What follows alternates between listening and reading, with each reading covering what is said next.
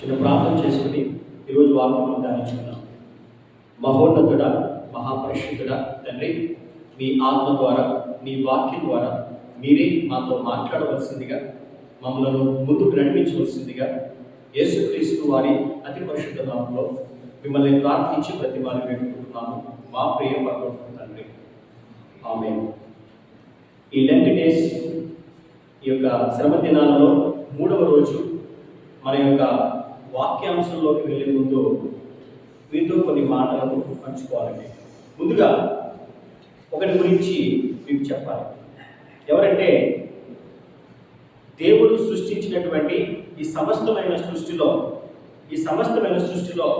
ఒక అద్భుతమైన రీతిగా సృష్టింపబడినటువంటి లూసిఫర్ గురించి చెప్పాలండి. ఎవరండి? లూసిఫర్. అదేంటంటే అద్భుతమైన సృష్టి అని అంటారంటే, ఎస్, దేవుడు సృష్టించినటువంటి ఈ సమస్తమైన సృష్టిలో లూసిఫర్ని ఎంతో ప్రేమించి, ఎంతో జ్ఞానాన్నిచ్చి, ఎంతో శక్తినిచ్చి, ఆ ఆధిక్యతనిచ్చి, ఇంకా చెప్పాలంటే సౌందర్యాన్నిచ్చి, ఎంతో గొప్పగా దేవుడు లూసిఫర్ని సృష్టించాడు. అది కరెక్టే, ట్రూ. కాకపోతే ఈ లూసిఫర్ అనేవాడు చాలా దుర్మార్గంగా, చాలా నీచంగా వాడు ఏం ఆలోచన చేశాడంటే, ఎవరైతే తను సృష్టించారో ఆ దేవుని స్థానాన్ని కోరుకున్నాడు. ఈ నీచుడు దేవుణ్ణి పక్కకు నెట్టేసి ఆ స్థానంలో నేను ఆశ్రయుడిని కావాలి అని కోరుకున్నాడు దుష్టుడైనటువంటి ఈ లూసిఫర్. మరి ఈ వాక్యాన్ని మనం చదువుకున్నట్లయితే యెషయా గ్రంథము 14వ అధ్యాయము 12 నుంచి 16 వరకు మనం చదువుకున్నట్లయితేనండి, ఐజయా చాప్టర్ 14 verse 12 to 16. తేజో నక్షత్రమా, వేకువ చుక్క, నీ వెట్లు ఆకాశం నుండి పడితివి, జనములను పడగొట్టిన నీవు నేల మట్టము వరకు ఎట్లు నరకబడితివి, నేను ఆకాశమునకు ఎక్కిపోయేదను, దేవుని నక్షత్రములకు పైగా నా సింహాసనమును హెచ్చించును, ఉత్తర దిక్కునున్న సభాపర్వతం మీద ఉంచుదును, మేఘ మండలము మీద ఎక్కుదును, మహోన్నతునితో నన్ను సమానునిగా చేసుకుందును అని నీవు మనస్సులో అనుకుంటేవి కదా. చాలా చదవబడినటువంటి ఈ వాక్య భాగంలో మనం జాగ్రత్తగా పరిశీలిస్తే, మహోన్నతునితో నన్ను సమానునిగా చేసుకుందును అని తన మనస్సులో అనుకుంటేవి కదా.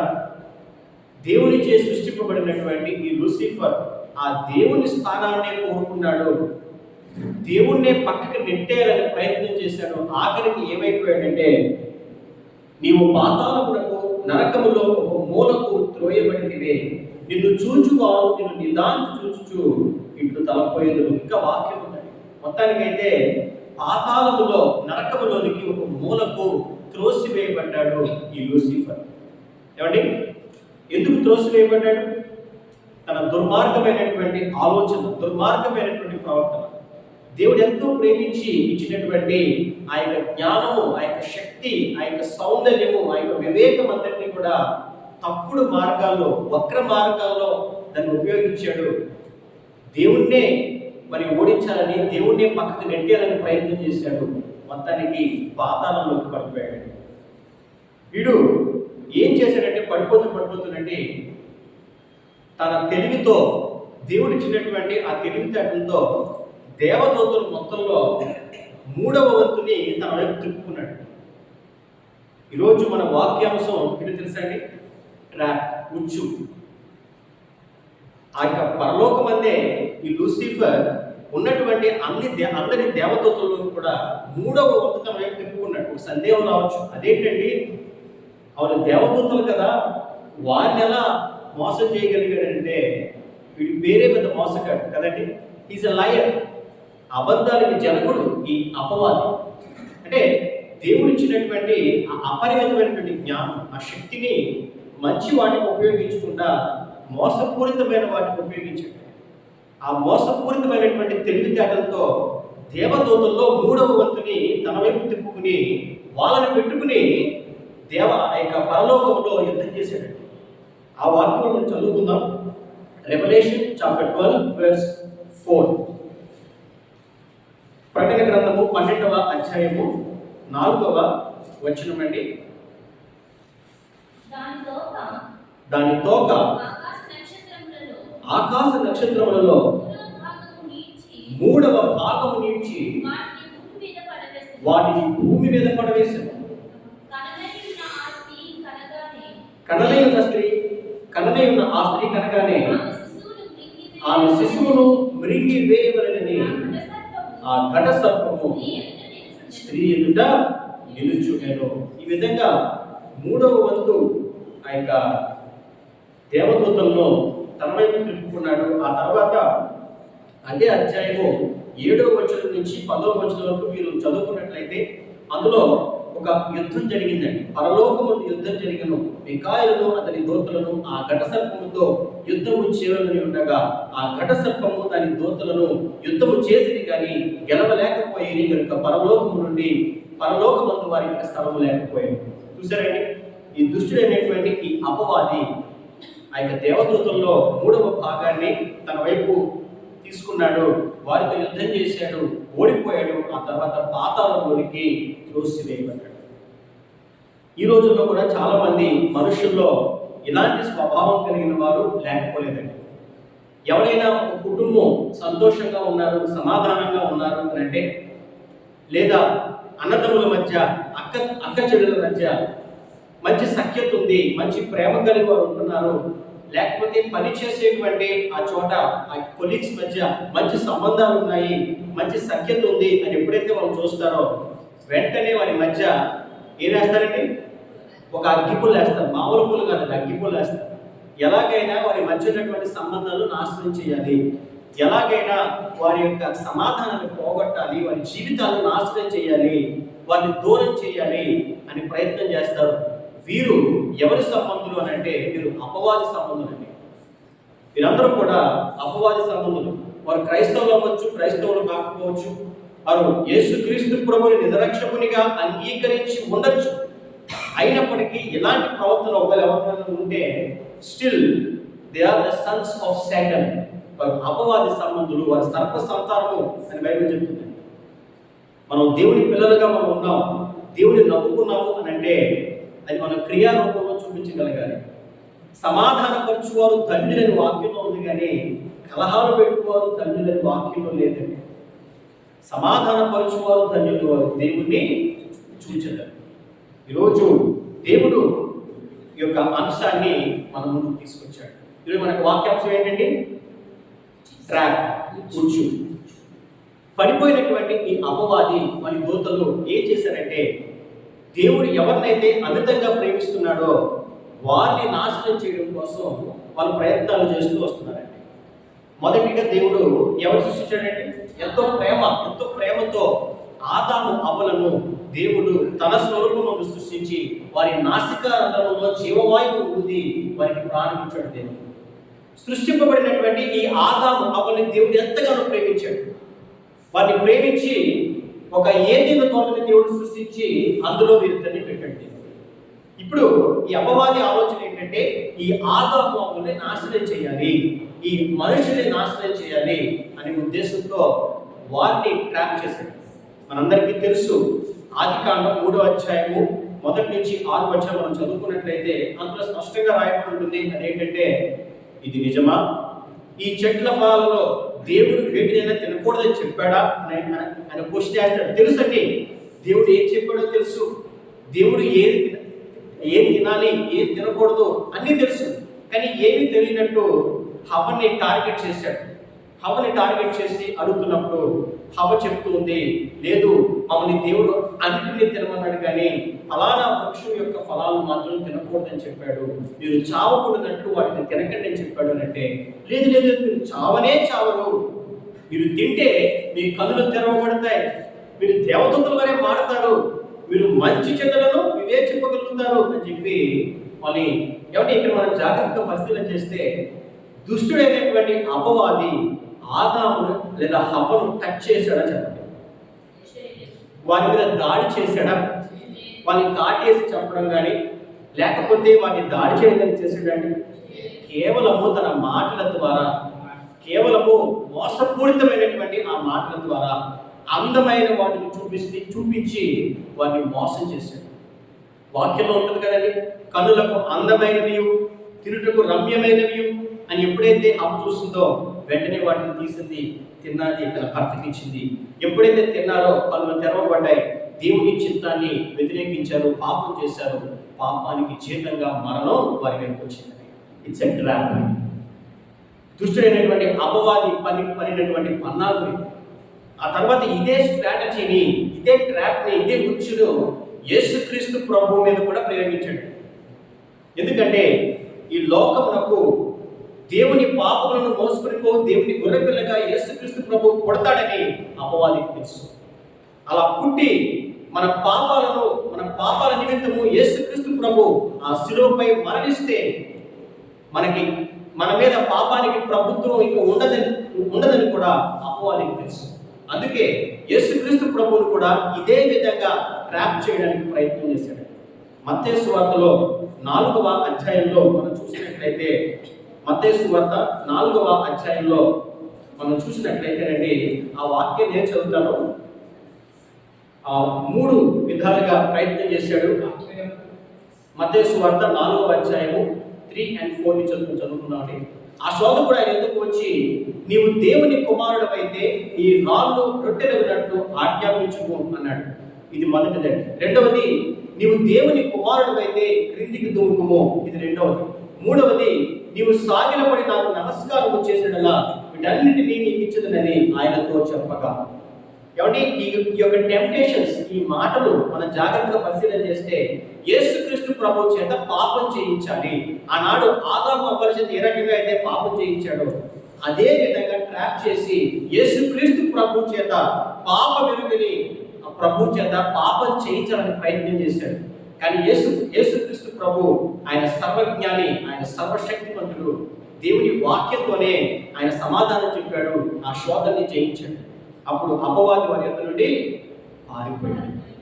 ఈరోజు మన జీవితాల్లో కూడా దుష్టుడైనటువంటి ఈ అపవాది ఇవే పన్నాగాలను పంపుతూ వస్తున్నాడు. ఇవే ట్రాప్స్ని, ఇవే ఉచ్చుల్ని మన మీద కూడా వాడు ప్రయోగిస్తూ ఉన్నాడు. ఈరోజు వాక్యం ఎవరైతే వింటున్నారో, ఆన్లైన్ ద్వారా కానీ లేదా ఆఫ్లైన్ ద్వారా కానీ ఎవరైతే వాక్యం వింటున్నారో, మీరు ఎందుకు వాక్యం వింటున్నారండి? ఎందుకంటే మీరు యేసుక్రీస్తు ప్రభువుని నిజరక్షకునిగా అంగీకరించారు, దేవుని విశ్వాసంలో ఉన్నారు, దేవుని బిడ్డలుగా దేవునిచే ఆకర్షింపబడ్డారు. అవునా కదా? ఎవరినైతే దేవుడు ఆకర్షించాడో, ఎవరినైతే దేవుడు పిలుచుకున్నాడో, ఎవరినైతే దేవుడు ఏర్పరచుకున్నాడో వాళ్ళే అపవాది యొక్క టార్గెట్. వాళ్ళని మోసం చేయడం కోసం, వాళ్ళని నాశనం చేయడం కోసం వాడు కొన్ని ఉచ్చులను, కొన్ని ట్రాప్స్ని వాడు ప్రయోగిస్తూ ఉంటాడు. వాడి యొక్క బలమైనటువంటి బాణాలను దేవుని అభిషేకం పొందిన వారి మీద వాడు ప్రయోగిస్తూ ఉంటాడు. ఒక వాక్యం మనం చదువుకుందామండి. 1 పేతురు పత్రిక 5వ అధ్యాయము 8వ వచనాన్ని రామకృష్ణ గారు చదువుతారు. 1 పేతురు పత్రిక 5వ అధ్యాయము 8వ వచనం. 217వ పేజ్ నెంబర్ అండి. 5:8.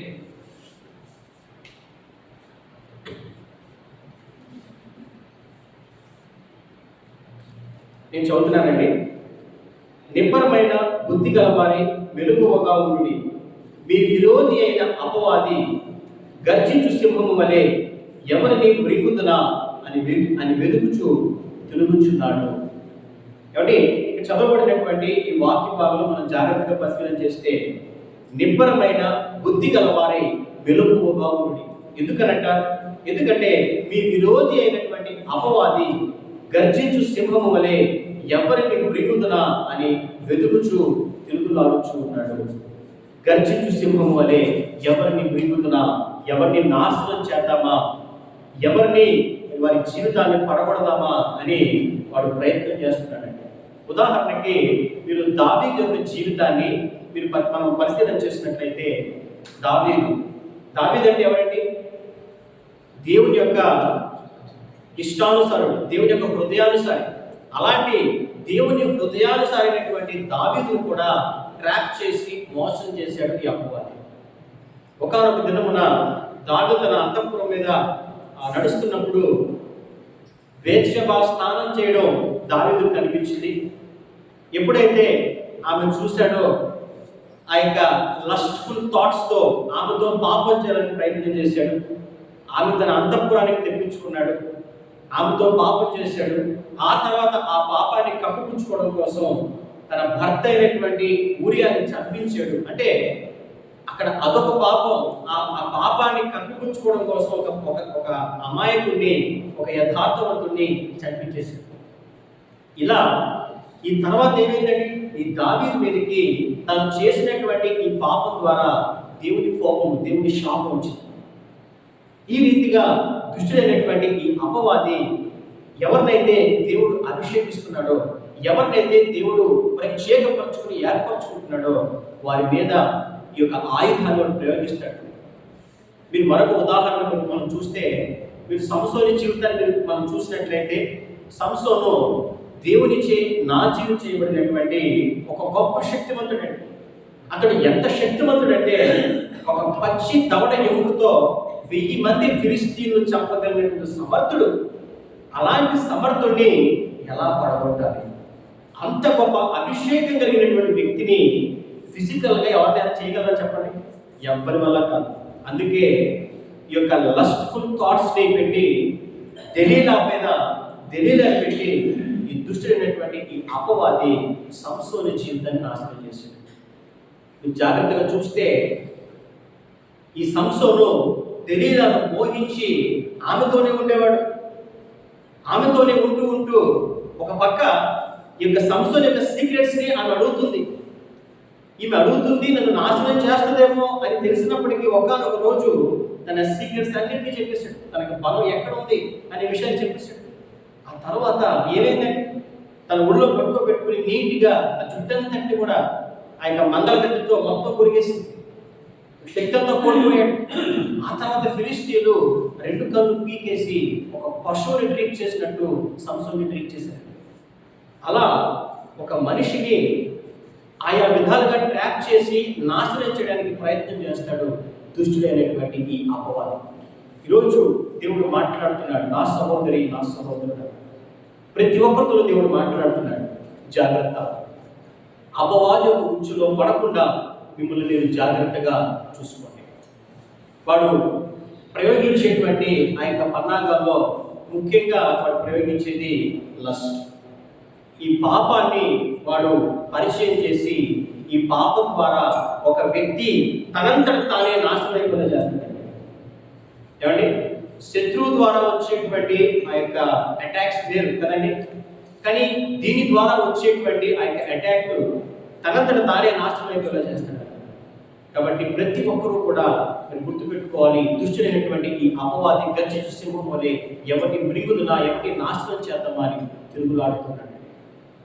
మరొక వాక్యం మనం చదువుకున్నట్లయితే యాకోబు పత్రిక 4వ అధ్యాయము 7వ వచనం మనం చదువుకున్నట్లయితే చదవండి. కాబట్టి దేవునికి లోబడి ఉండుడి, అపవాదిని ఎదిరించుడి, అప్పుడు వాడు మీ యొద్ద నుండి పారిపోవును. దేవుని యొద్దకు రండి, అప్పుడు ఆయన మీ యొద్దకు వచ్చును. పాపులారా, మీ చేతులను శుభ్రము చేసుకొనుడి, విమనస్కులారా మీ హృదయములను పరిశుద్ధపరచుకొనుడి. చాలా ఇక్కడ దేవుడు ఆయన వాక్యం ద్వారా చెప్తున్నాడు, మీరు మొదట అపవాదిని ఎదిరించే ప్రయత్నం చేయకండి, ముందు దేవునికి లోబడండి. ఎప్పుడైతే మీరు దేవునికి లోబడి జీవిస్తారో ఆ తర్వాత మీరు అపవాదిని జయించగలిగే శక్తిని మీరు పొందుకుంటారు, ఆ ఆత్మను మీరు పొందుకుంటారు.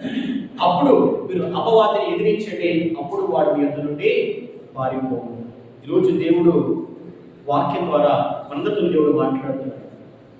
దుష్టుడైనటువంటి ఈ అపవాది పన్నాగాలు, ఈ అపవాది ట్రాప్స్, ఏమండి, అది మన కంటికి అందంగా కనిపించే ఆ యొక్క సారా బాటిల్ అవ్వచ్చు, ఆ యొక్క ఆల్కహాల్ అవ్వచ్చు, మత్తును కలిగించేటువంటి ఒక మత్తు పదార్థం అవ్వచ్చు, లేదా ఆ లస్ట్ఫుల్ థాట్స్ అవ్వచ్చు. దాని ద్వారా ఒక ఆయుధాలుగా అపవాది వీటిని ఉపయోగించి ఒక మనిషిని నాశనం చేయాలని ప్రయత్నం చేస్తాడు. ఆ మనిషిని మత్తులో ఉంచి మత్తులోనే ఆ మనిషిని నాశనం చేసే ప్రయత్నం చేస్తున్నాడు అపవాది. మరి మనము దేవుని విశ్వాసంగా దేవుని నమ్ముకుంటున్నటువంటి మనము ఏ రకంగా వాటిని ఎదిరించాలి, ఏ రకంగా మనం ఉండాలి అనంటే మొట్టమొదటి దేవుడు చెప్తున్నాడు ప్రార్థన. ఎవరైతే దేవుని నమ్ముకున్నారో వారు చేయవలసిన మొట్టమొదటి పని ప్రేయర్. ఎవరైతే బలంగా ప్రార్థిస్తారో వారు దేవుని యొక్క శక్తిని పొందుకుంటారు. Prayer gives you strength. ప్రార్థన శక్తినిస్తుందండి. మరి రెండవ ప్రాముఖ్యమైనది ఏంటంటే you should be strongly rooted in the word of God. అంటే దేవుని వాక్యంలో లోతైనటువంటి విశ్లేషణ, లోతైనటువంటి జ్ఞానము చాలా అవసరం. చాలా మంది బైబిల్ చదువుతారు, మేము ఒక 10 సార్లు చదివేవండి, లేకపోతే ఒక 20 సార్లు చదివేవండి అని చెప్తారు. మనం ఎన్నిసార్లు చదివేమనేది కాదు, కానీ ఎంత లోతుగా దాని అర్థాన్ని మనం అర్థం చేసుకోవడం చాలా ముఖ్యమైనది. నెంబర్ ఆఫ్ టైమ్స్ బైబిల్ చదవడం మంచిదే, అది ఆశీర్వాదకరం. కానీ మనం బైబిల్ని ధ్యానించేటప్పుడు, బైబిల్ వాక్యం చదువుకునేటప్పుడు దాన్ని అర్థం చేసుకుంటూ అందులో ఉన్నటువంటి లోతైనటువంటి అర్థాన్ని మనం అర్థం చేసుకోగలం. దాన్ని ఎప్పుడైతే మనం క్రియారూపంలో జరిగిస్తామో అప్పుడు అదే వాక్యము మనకి జీవవాక్కుగా మనకు ఉపయోగపడుతుంది. చిమ్మ చీకట్లో కూడా మనకు వెలుగునివ్వగలుగుతుంది. హల్లెలూయా, హల్లెలూయా. మరి మూడవ ప్రాముఖ్యమైన విషయం ఏంటంటే you should flee from sin. సాధారణంగా ఏదైనా అపవాదం వస్తే నేను అపవాదంతో పోరాడతాను, వాడి పన్నాగాలతో పోరాడతాను, నేను ఫైట్ చేస్తాను. ఓకే, మంచిదే. You should have fighting spirit. కానీ you should also know where to fight, when to fight and when to flee. ఎప్పుడు పోరాడాలి, ఎప్పుడు పారిపోవాలో కూడా మనకు తెలియాలి కదండి. మనం తెలివి కలిగి ఉండాలి, యుక్తి కలిగి కూడా ఉండాలి. ఒక్కొక్కసారి పాపంతో మనం పోరాటం కంటే కూడా ఆ పాపం నుంచి మనం పారిపోవడానికి మనం ప్రయత్నం చేయాలి. ఉదాహరణకి మనం యోసేపు జీవితాన్ని మనం చూసినట్లయితే ఈ యోసేపు మీద కూడా అపవాది ఇదే ట్రాప్ని, ఇదే ఉచ్చుని వాడు పెట్టాడు. యోసేపు ఏ ఇంట్లో అయితే తను వర్క్ చేస్తున్నాడో తన యజమాని భార్య కన్ను యోసేపు మీద పడిందండి. నాతో పాపం చెయ్యి, నాతో పాపం చెయ్యి అని అడుగుతుంది. చుట్టూ ఎవ్వరూ లేరు. యోసేపు అనుకుంటే పాపం చేయొచ్చు, ఆమె కూడా సౌందర్యవతిని బైబిల్లో ఉంది. కానీ యోసేపు అక్కడ ఆ టెంప్టేషన్తో పోరాడలేదు, కానీ అక్కడి నుంచి పారిపోయాడు కాబట్టి బ్రతికిపోయాడు. ఆ రోజు ఆ పాపం చేయలేదు కాబట్టి దేవుని గొప్ప ఆశీర్వాదానికి పాత్రుడయ్యాడు. హల్లెలూయా. ఈరోజు దేవుడు అదే మాట మనతో కూడా మాట్లాడుతున్నాడు. మూడవ మాటగా ఫ్లీ ఫ్రమ్ సిన్, పాపం నుండి పారిపో. 2వ తిమోతి పత్రిక 2వ అధ్యాయము 22వ వచనం మనం చదువుకున్నట్లయితే, నీవు యవ్వనేచర్ నుండి పారిపోము, పవిత్ర హృదయులై ప్రభువునకు ప్రార్థన చేయు వారితో కూడా నీతిని, విశ్వాసమును, ప్రేమను, సమాధానమును వెంటాడుము అని బైబిల్లో ఉందండి. మొదట ఏముందండి? యవ్వనేచర్ నుండి పారిపోము, విడిచి పారిపోము అని ఉంది. You should flee from sin. మనం పారిపోవడం కూడా మనం నేర్చుకోవడం ఒక్కొక్కసారి. ఆ తర్వాత అదే వాక్యంలో రాయబడింది 4వ మాట, అదేంటంటే you should have good fellowship. ఒక మంచి విశ్వాసంతో, మంచి విశ్వాస సహవాసంలో నువ్వు ఉండడం చాలా అవసరము అని అదే దేవుని వాక్యము మనతో మాట్లాడుతుంది. Yes, iron sharpens iron. మరి నిన్నటి దినం ఆ వాక్యం మనం చదువుకున్నాం. Iron sharpens iron. మరి ఇనుమును పదును పెడుతుంది. అదేవిధంగా ఎప్పుడైతే మనం మంచి విశ్వాస సహవాసంలో ఉంటామో, మంచి ఆత్మీయుల సహవాసంలో ఉంటామో, ఆ ప్రార్థన సహాయం మనం పొందుకుంటామో, ఆ వాక్య సహాయం మనం పొందుకుంటామో, మనం కూడా విశ్వాసంలో పడిపోకుండా మనం లేవనెత్తుకుంటాం. హల్లెలూయా. ఒక్కోసారి వాడు మన మీద పన్నేటువంటి ఆ పన్నాగాలు బట్టి మనం పడిపోయినప్పుడు, మనం ఆ యొక్క దిగులులో, ఆ యొక్క డిప్రెషన్లో ఉన్నప్పుడు ఈ విశ్వాస సహవాసము మనల్ని మరలా పైకి లేవనెత్తుతుంది. హల్లెలూయా. 4వ మాట గుర్తుపెట్టుకోవాలి, we should have a good fellowship. ఒక మంచి సహవాసంలో మనం ఉండాలండి. ఐదవదిగా దేవుడు చెప్తున్నాడు, ఎవరైతే యేసుక్రీస్తు ప్రభువుని నమ్ముకున్నారో, ఎవరైతే అపవాదిని జయించాలని అనుకుంటున్నారో వారు తమను తాము ప్రత్యేకపరచుకోవాలి. మనం ఎక్కడున్నప్పటికీ కూడా, మన వర్క్ ప్లేస్లో ఉన్నామా, మనం వ్యాపారం చేస్తున్నామా, మనం ఎక్కడున్నప్పటికీ కూడా మనల్ని మనం ప్రత్యేకపరచుకోవాలండి. ఎవరో ఏదో చేస్తున్నారు కదా, నేను చేస్తే తప్పేంటి, ఎవరో అలా ఉన్నారు కదా నేను కూడా అలా ఉంటే తప్పేంటి అని మనం అనుకోకూడదండి. ఎందుకంటే మనకి ఎన్ని ఐడెంటిటీస్ అని ఉండొచ్చు, మనం ఒక మంచి ప్రొఫెషన్లో ఉండొచ్చు, ఒక మంచి ఉద్యోగంలో ఉండొచ్చు, మనం ఎక్కడ ఉన్నా, మనం ఏం చేస్తున్నాం, మనం దేవుని పిల్లలము అనే ఐడెంటిటీ అది చాలా అవసరం. ఎప్పుడైతే దాన్ని మనం గుర్తుపెట్టుకుంటామో అప్పుడు మనల్ని మనం ప్రత్యేకపరచుకోవాలి. మనల్ని మనం ప్రత్యేకపరచుకుని పాపానికి దూరంగా, పాప సహవాసానికి దూరంగా ఎప్పుడైతే మనల్ని మనం సెపరేట్ చేసుకుంటామో అప్పుడు అపవాది తంత్రాలు మన మీద పని చేయవు. హల్లెలూయా. మరలా ఒకసారి విందామంటే 5 మాటలు. మొదటిది ప్రార్థన. ఎవరైతే బలమైనటువంటి ప్రార్థనా జీవితం కలిగి ఉంటారో వారు బలమైనటువంటి ఆత్మ వారు పొందుకుంటారు. రెండవది strongly rooted in the word of God. దేవుని వాక్యంలో లోతైనటువంటి ఆ యొక్క వాక్య జ్ఞానం, ఆ వాక్యాన్ని ధ్యానించేటువంటి అనుభవం మనలో ఉండాలి. మూడవదిగా we should flee from sin. పాపంతో పోరాటం మాత్రమే కాదు, ఒక్కొక్కసారి అవసరమైతే పాపం నుండి పారిపోయే ప్రయత్నం మనం చేయాలి. నాలుగవదిగా we should have good fellowship. మనం ఒక మంచి సహవాసంలో మనం మెలగాలి. సహవాసుల యొక్క ఆ మంచి సహవాసం ఎప్పుడైతే మనం ఉంటామో అప్పుడు ఆ సహవాసం ద్వారా మనం మరింత ఆత్మీయంగా మనం బలపడగలుగుతాం.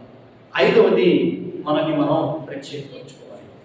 కాబట్టి ఈ అపవాది మన మీద ఆ యొక్క ఉచ్చులు పెట్టి మనల్ని నాశనం చేయడానికి ప్రయత్నం చేస్తున్నప్పుడు వారి ట్రాప్లోకి మనం వెళ్లకుండా ఉండాలంటే ఈ 5 విషయాలను ఒక విశ్వాసి ఖచ్చితంగా పాటించాలని దేవుడు ఆయన వాక్యం ద్వారా తెలియజేస్తున్నాడు. కాబట్టి దేవుడు మనతో చెబుతున్నట్లుగా ప్రార్థన యందును వాక్యమందును బలమైనటువంటి ఆ యొక్క అనుభవంలో మనం ఉందాం. పాపం నుండి మనం పారిపోదాం. ఒక మంచి సహవాసంలో మనం జీవిద్దాం. మనల్ని మనం ప్రత్యేకపరుచుకుందాం. ఆ యొక్క అపవాది ఉచ్చులో మనం పడిపోకుండా దేవుని కొరకు ఆఖరి క్షణం వరకు నమ్మకమైన సాక్ష్యంగా మనం జీవిద్దాం. దేవుడు తన పరిశుద్ధ వాక్కును దీవించి ఆశీర్వదించిన కాక ఆమేన్. ప్రార్థన చేసుకుందాం. మహోన్నతుడా, మహాపరిశుద్ధుడా తండ్రి, విత్తబడినటువంటి ఈ వాక్యము మా హృదయాల్లో నాటబడి ఫలింపజేయడానికి సహాయం దయచేయండి తండ్రి. మీరు మాతో మాట్లాడినట్లుగా ఏ రీతిగా అయితే అపవాది ఆదాము అప్పులను మోసం చేశాడో, ట్రాప్లో పడేశాడో, అదే నీచుడైనటువంటి అపవాది మా జీవితంలో కూడా నాయన మాకు అందమైన వాటిని, రమ్యమైన వాటిని చూపించాలని, మమ్మల్ని నాశనం ప్రయత్నిస్తుండగా తండ్రి మీ యొక్క ఆత్మ సహాయాన్ని మేము కోరుతున్నాం నాయన. మీ జ్ఞానాన్ని మేము కోరుతున్నాం ప్రభువా. తండ్రి ఈ దురాత్మ శక్తులతో పోరాడగలిగేటువంటి శక్తిని మాకు అనుగ్రహించండి. మీకు లోబడి, ఈ వాక్యానికి లోబడి జీవించేటువంటి జీవితాన్ని మా అందరికీ దయచేయవలసిందిగా తండ్రి. మీ అగ్ని కంచెను మా చుట్టూ వేసి మమ్మల్ని కాపాడవలసిందిగా తండ్రి. ఎవరైతే ఈ సమయంలో వాక్యం వింటున్నారో, ఆన్లైన్ ద్వారా వాక్యం వింటున్నారో ప్రభువా, వారందరినీ ప్రభువా మీరు జ్ఞాపకం చేసుకోవాల్సిందిగా, మరి ఎలాంటి తంత్రాలకు వారు పడిపోకూడనట్టు ప్రభువా వారందరి చుట్టూ మీ కంచె వేసి మీరు కాపాడవలసిందిగా తండ్రి.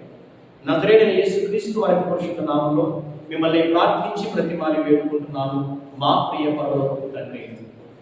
ఆమేన్. అందరికీ